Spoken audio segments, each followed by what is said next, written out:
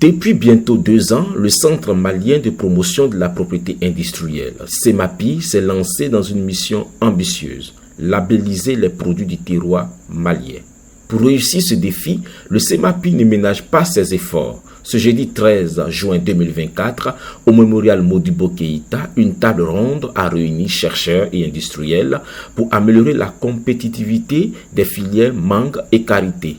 L'objectif visé par le CEMAPI est de mettre en place un mécanisme de collaboration entre les acteurs de la recherche et le secteur industriel.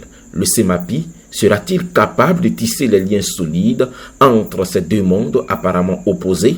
Fatoumata Siragata, directrice du CEMAPI.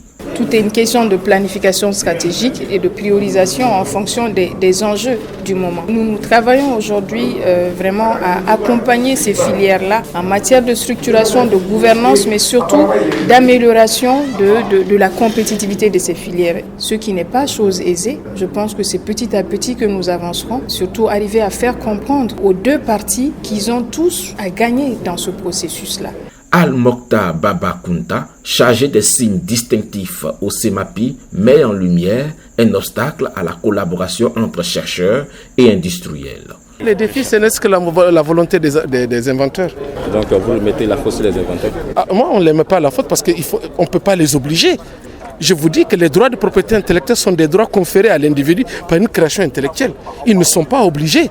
Ils peuvent protéger leurs affaires par leur secret d'affaires en gardant toujours leur secret.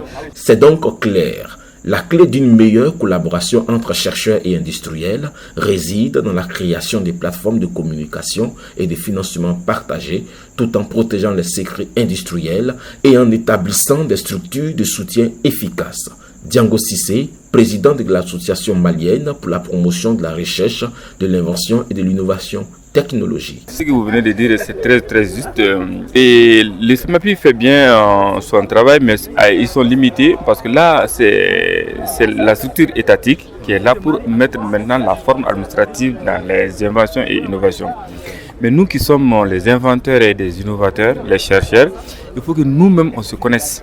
Pour le professeur Hamadou Babana, membre de l'Académie malienne des sciences, le CEMAPI est sur la bonne voie pour établir un pont solide entre chercheurs et industriels, à condition que le centre communique honnêtement avec les deux parties sur les engagements mutuels. C'est ceux qui sont en train de faire ça, c'est une bonne proposition.